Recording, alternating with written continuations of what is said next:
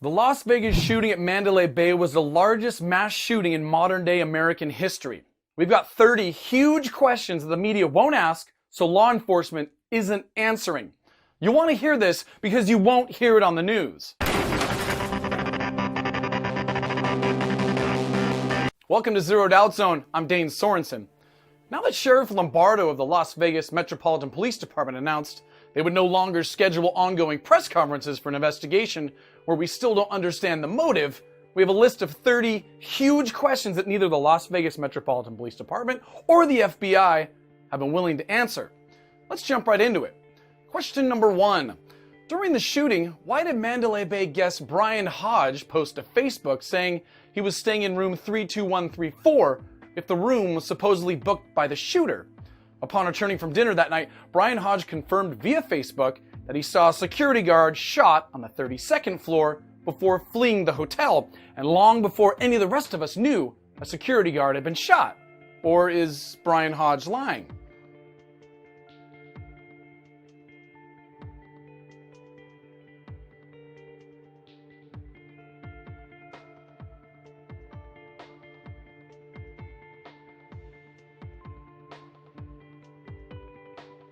Number 2, given windows were broken out in rooms 32134 and 32135, why did police have to breach the connecting door between them? 020, we have another explosive breach is going on into an adjoining room. That's where we're at with the suite. The breach is going off here in about 5 seconds. Copy. Be advised, another explosive breach going off bed 135 at Mandalay Bay, room 432. Wasn't it open so the shooter could travel back and forth between the rooms? Does this imply that the shooter bothered to close the door between the rooms before shooting himself? Perhaps the shooter never used the connecting door, instead moved between rooms by using the hallway. Or was there more than one shooter? And if room 32134 didn't belong to Paddock, how did he gain entry to it? That leads us to question number 3. Considering we're told Paddock made millions gambling and may have been a familiar high roller at the hotel, did Paddock coax a hotel employee into giving him access to room 32134? Something like, hey, excuse me, I locked my card key in my room, can you help me out? Well, perhaps he was helped by security guard Jesus Campos, which reminds me, while Jesus and his family were immediately placed under a gag order following the event, journalists are kept at bay from his house by an armed security guard working for a virtual company with no business license. Now, Campos canceled prior to giving 5 interviews to the media and instead gave one and only one in a highly questionable and scripted interview with Ellen DeGeneres, who, by the way, has her own slot machine at the MGM. Why don't they want him to talk? Well, perhaps his testimony would open MGM to lawsuits if he were to have made a fatal mistake, like inadvertently letting the shooter into another guest's room. Or perhaps they're hiding him away from an entirely different reason, which leads us to question number 4. Why didn't Ellen ask Jesus Campos about why a leaked photo from MGM's employee database shows that he's sharing a social security number with another individual? Of course, she's not going to ask, but this raises a very important question. Is MGM hiring illegal aliens? Number 5, back to the 2 rooms. Given the connecting door between the rooms with broken windows was closed, and maybe even locked, which led the police to breach it, does recorded audio of the event demonstrate the shooter had enough time to move between these windows?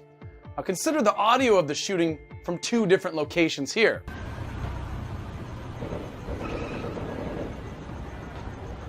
Now it sounds like it's coming from farther away.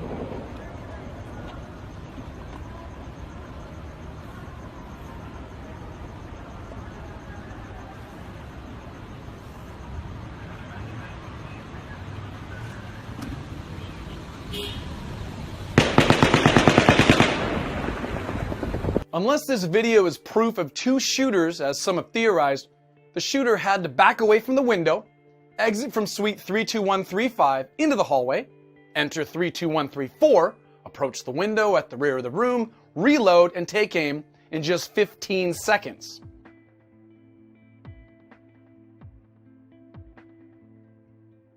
Number 6.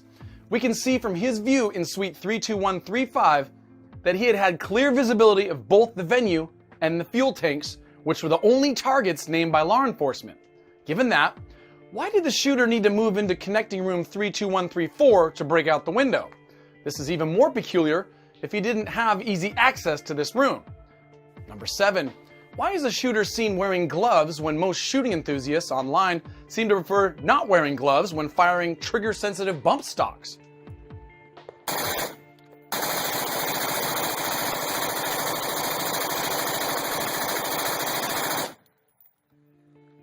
Generally, people wear gloves when temperatures are extremely hot or cold, or when they're loading magazines.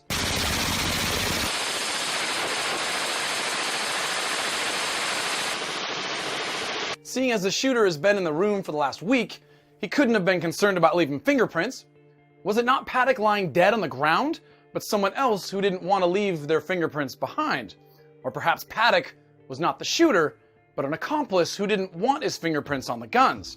Or perhaps he was just worried about burning his hands despite using tripods and barrel grips. Number 8. Based on available pictures of Paddock, he appeared to have been left-handed. It's possible that at that time he was shot, Paddock was carrying and landed on the assault rifle seen under him and near his left hand. Now, if that's true, then why did Paddock pick up a handgun and shoot himself with his right hand? Number 9. Furthermore, why is the large gun positioned over his leg? Number 10. If Paddock wanted to die, why did he first shoot himself in the chest and then in the mouth? If you are skeptical of that, you could see what appears to be a gunshot wound in his chest. You can also hear 2 final shots just after he's finished shooting into the crowd. We saw police right behind us with rifles, and they asked us to take cover. And so we ran. There's glass falling from Mandalay Bay. And so we ran over. This is basically it's probably not the safest place to be. Perhaps there was at least one other person in the room when Paddock was caught off guard and unexpectedly shot in the chest. This leads to question number 11. Why is there a trail of blood leading to the bloody handgun? Perhaps after the bullet pierced his lung and he bleeds from his mouth, Paddock was then shot through his mouth and out the back of his head. The shooter then walks the gun away and drops it onto the floor a couple of feet away. Number 12. What is the blue tubing seen in the leaked crime scene photo? Were we told by the Las Vegas Metropolitan Police Department that there was evidence suggesting the shooter intended to escape? Now, does the blue tubing lead to a vacuum system? Did the shooter intend to vacuum up the shell casings before escaping? What else could it be? Number 13. Police said Paddock had personal protection equipment with him. Now, if Paddock planned to escape, as we were told, how come he's not seen wearing protection or body armor? Number 14. What did the shooter use the green tape for? There was no evidence of its use in the photos anywhere. Number 15. Why were these crime scene photos leaked in the first place? Was the leaker trying to show us something that conflicts with the official narrative? Number 16. Why are there no muzzle flashes coming from the room in any publicly available videos? Go ahead and look. You won't find any.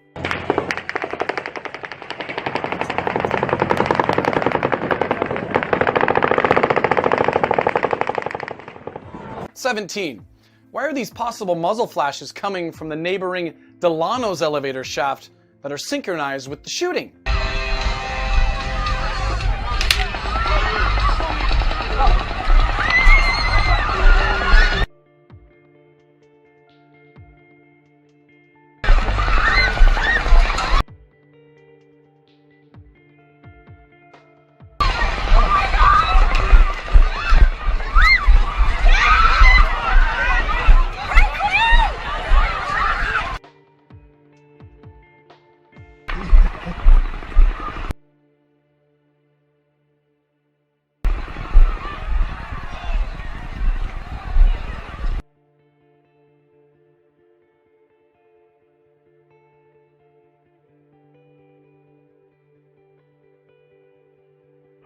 Oh my God.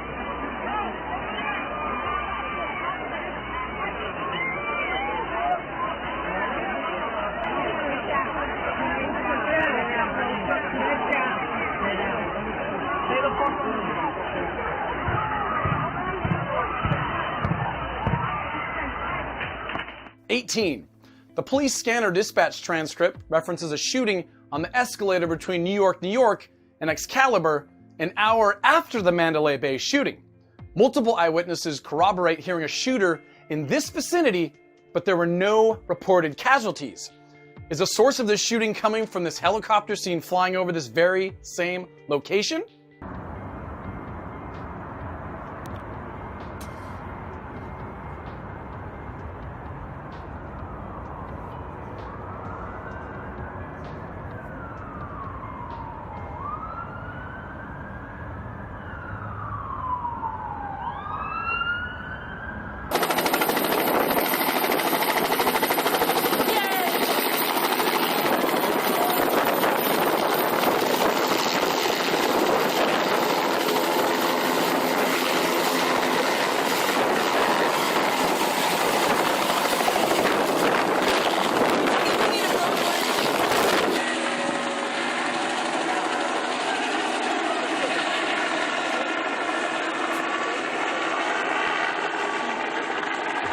Number 19.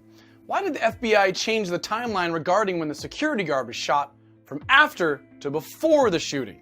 Number 20. With so many guns and so much freaking ammo, why did Paddock fire only 10 minutes when police didn't breach his room more than an hour later? 21. What did the shooter plan to do with the explosives discovered in his car? 22. Why is a team of heavily armed men seen entering the Tropicana with weapons aimed at casino guests? In an unconfirmed article, True News suggests an FBI source claims the men were led by another FBI agent to retrieve the high-definition security footage from the southern wall of the Tropicana that overlooked the concert venue while the shooting was still occurring. If so, why are they carrying a stretcher? The police dispatch scanner transcript shows that medics reportedly being shot at within the Tropicana. Now, was a stretcher for a wounded medic? More importantly, who was shooting at him? Control 374. I got medics reporting that they're getting shot at in Tropicana. 23.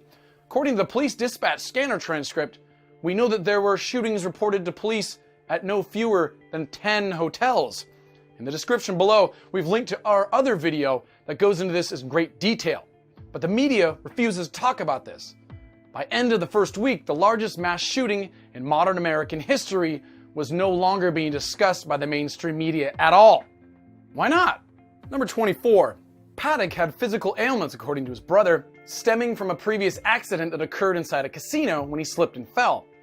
And with no criminal history, no digital footprint, no history of mental illness, no physical anomalies found in his brain, what motive does an older man without any known political or religious affiliations possibly have? 25. Where is security footage showing Paddock anywhere in the casino during the week prior to the shooting? 26. What percentage of casino guests are able to make a prolonged living from gambling? If the odds are quite low, which we imagine they are, why else did he spend so much time gambling? Was he laundering money? If so, what illegal activity was he engaged in? Arms deals? Was he doing just that for the government in an undercover operation that went bad? Number 27. Law enforcement hasn't released any information regarding ballistics.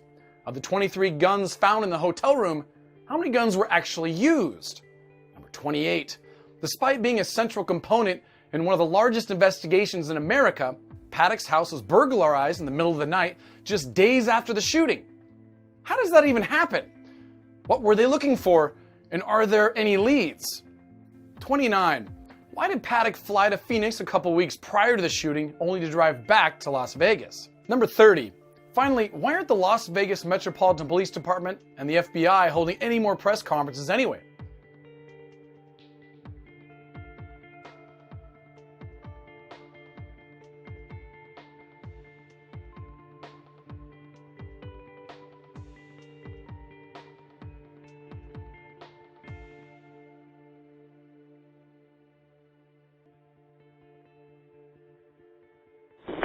Control. 312. Hey, there's shots fired in 32135.